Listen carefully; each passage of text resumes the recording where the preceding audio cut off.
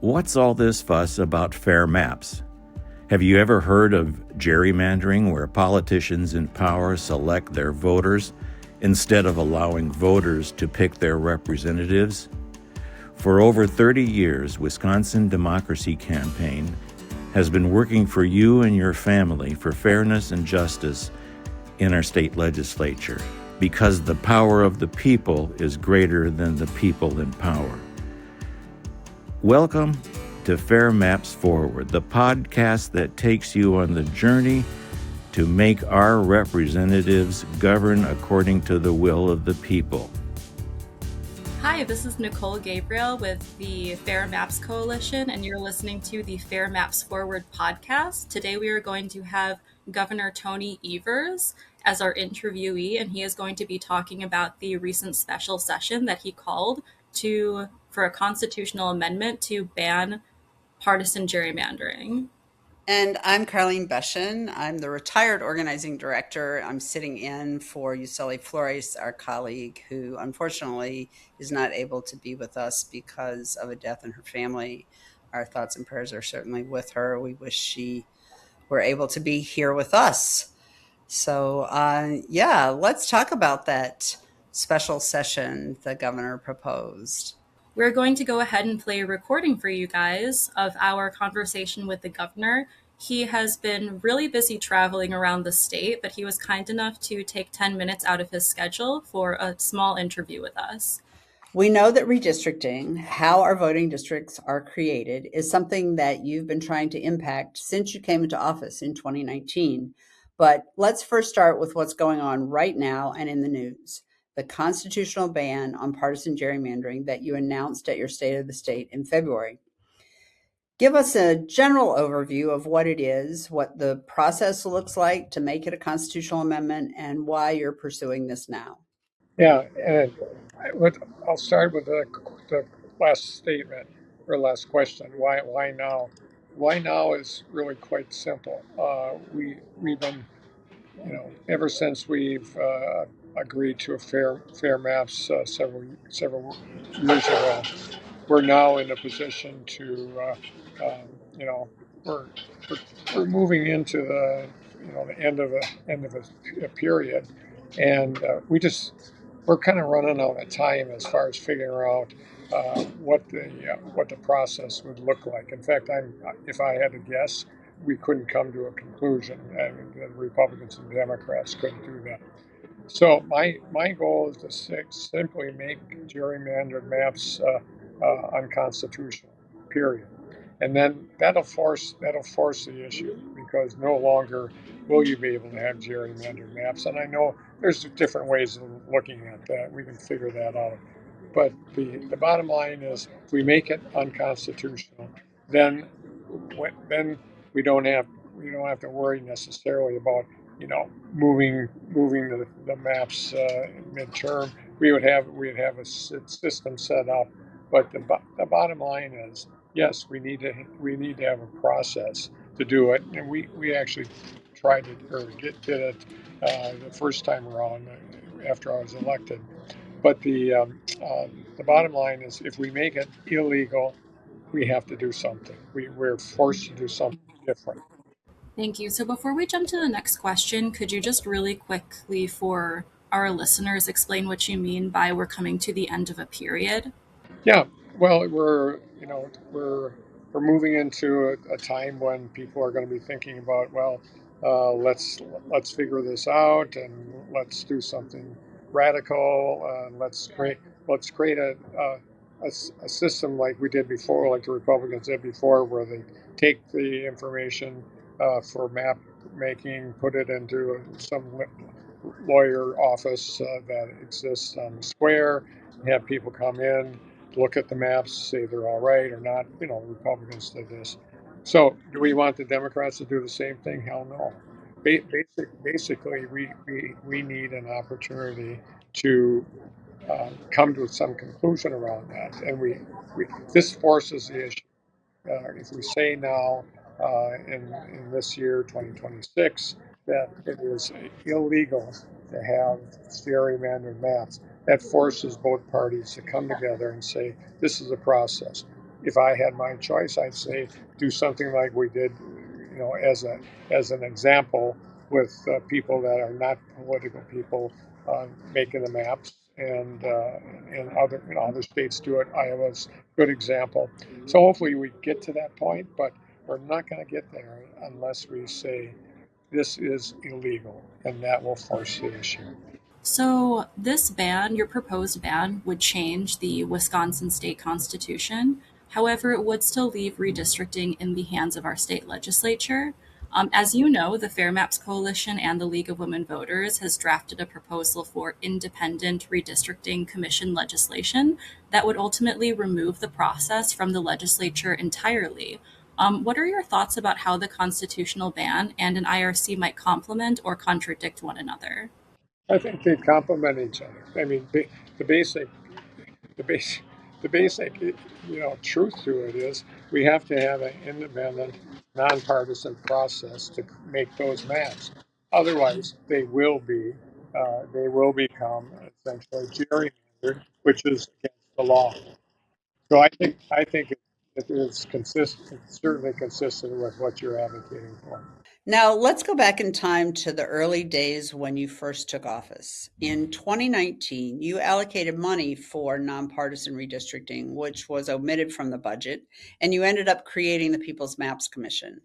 After the Wisconsin Supreme Court ruled that our voting district maps were unconstitutional in 2023, you signed the maps you had submitted to them into law in February of 2024. Now you've called for a ban on partisan gerrymandering. These major fair maps moments have marked your tenure. Why is ending partisan gerrymandering so important to you? Well, all we have to do is look, and I'm not necessarily saying this is a Republican only problem. It's a democracy issue. If we want to have democracy here in the state of Wisconsin, we want it to be really important that people understand that there's been no anything behind the scenes creating this, and people have to feel confident in their government, and one of the ways to do that is to make sure that it is a nonpartisan process. And so, no, I think it's something that basically most Wisconsinites, obviously, people in the Democratic Party would want it to be kind of a little bit to the left, maybe a lot to the left, and the Republicans are, a little bit or a lot to the right. And the bottom line is, we all know that we're a purple state. So let's just say gerrymandering is wrong. Let's get a political process to get it done. So, during your time in office, what have you learned along the way about fair redistricting, especially after the People's Maps Commissions? Yeah, I mean, we're seeing it right now. I mean, we just passed a bill on making sure that our water is clean and that PFAS are not, people aren't drinking water that's full of PFAS, and that that bill would never have been passed if we hadn't changed the maps several years ago to make it more reasonable, more nonpartisan, more uh, reflective of the people in Wisconsin. And suddenly, and actually our last two budgets really reflect that too, is that basically um, we negotiate and we give a little and they give a little, and at the end of the day, it's a bipartisan process, and that's good for Wisconsin, good for the people of Wisconsin, and good for us as politicians. People want us to see us work hard and deal with the issues that are in front of us, and whatever we can do to make sure our maps are in a good place so that we are continue to be a great state. I think people would endorse it. Now, I have to tell you, I have no idea what's going to happen next week when the folks come in, but I hope they do not gavel in and gavel out. That would send the wrong message to the people of Wisconsin. Thank you so much for your time, Governor Evers. We really appreciate your busy schedule and you taking the time out to talk with us about this. Clearly, we think this is a very important issue as well, and we're going to continue to work on it. So thanks for being our guest on Fair Maps Forward. Yep, thanks a lot, and keep up the good work, folks. Well, that was fun. A few clanking dishes and some cars in the background, but it was really nice to be able to talk to the governor and get his take on really kind of his history with this issue of partisan gerrymandering and his thoughts about how to end it. I certainly think that it comes from his public education kind of lens from his time as the state superintendent of public instruction and just thinking about how difficult it was to get public education funding passed. So I don't know. What are your thoughts, Nicole? Well, I was really glad to hear that he believes that his constitutional amendment is the perfect complement to our Mm-hmm. draft proposal for an independent redistricting commission. And when I first heard about his constitutional amendment or his proposed constitutional amendment, I had the exact same idea. I know that it doesn't completely change the process, but I think it is important for us to have that language in our constitution to specifically ban partisan gerrymandering, but then we still need to go a step forward and make sure that there's a fair process for actually drawing the maps. Yeah, I agree. I think having that floor, if you will, of banning partisan gerrymandering, as you said, it doesn't create the process, the independent redistricting commission legislation that we wrote and that's being fine tuned. I think we'll do that, and it will also include the congressional maps, which is certainly something, we know that's in court right now. So it would be really nice. Honestly, it would be really nice after every census and every redistricting not to spend a lot of time waiting for courts to decide what's going to happen with our maps. It's just millions and millions of dollars that are being spent needlessly. And if a constitutional amendment is passed, which I certainly hope will be, um, that might really change the whole nature of how things are done. And correct me if I have this wrong, but are there two court cases that are challenging our congressional maps currently? Is there the Law Forward one and then the Wisconsin Business Leaders for Democracy? What Wisconsin Business Leaders for Democracy is the law forward case. Okay. And it is sitting with a 3-judge panel headed by Judge Conway. The other one was denied. Actually, I should say the motions to dismiss were granted. So it is not moving forward at this point that I know of. I have not heard that they've appealed it, and that was brought by the Elias Law Group. So that one was a partisan gerrymandering case.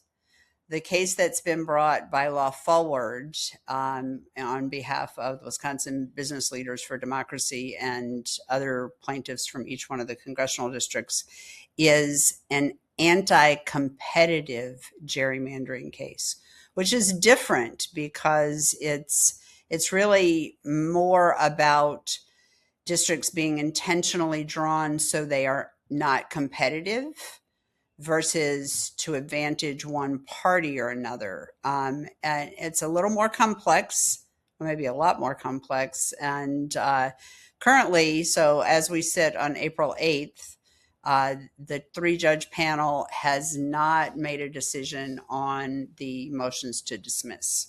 So that could happen really at any time now. Okay. So the Law Forward case is still it's Pending. still okay, it's still pending. So the 3-judge panel assigned to it and it's still pending. But the other one has unfortunately, I think that 3-judge panel said that they don't have the ability to debate on this case. Is that correct? Correct. Okay. Correct. They hearkened back to a 2021 case, the Johnson case, that was brought before the Wisconsin Supreme Court and said that they, as a circuit court panel, could not overrule the Supreme Court. I don't know the process really, quite frankly, of how that could or should or may, or I don't know what the correct verb is there for appeal. I suppose it's possible, but I don't really know that. Okay, thank you for clarifying that, because I knew that there Yeah, were two it's clear as cases. mud. Yeah, but it's complicated. There's two cases, they're different, and one is focused on an anti-competitive gerrymander, and the other is focused on the fact that the gerrymander is partisan. And those two things they're similar, but technically, like the way that they're measured is not the same. Correct. Mm, That is got absolutely correct. Yes. Yeah, and you're right. It's very complicated, and I for one am glad I'm not a judge and having to rule on these things. I want things to be really simple, and it seems to me that ending partisan gerrymandering should be a really simple thing, and clearly it's not. hmm Well, one of the interesting things, like when I first took up this role, was just learning about how many different kinds of gerrymandering there is. It's not just one form of gerrymandering. There are so many different ways you could manipulate demographics and data for Mm-hmm. gerrymandering. Mm-hmm. We have the completed draft proposal for independent redistricting legislation, which was passed over to the Legislative Reference Bureau, or LRB, in December of 2025. Do you foresee this proposal for an IRC being part of the conversation during the November elections? We are at a pivotal point in getting an independent redistricting commission. We have a short timeline, quite frankly, between now and the 2030 census, and we need to have an independent redistricting commission in place before we get those census numbers back. So it will be an election issue on several fronts. It's important that all candidates of any party know that this is something that we have been working on, that we feel strongly about, and that voters want. They want politicians' fingers out of creating voting district maps. So there'll be two or three ways that that can happen.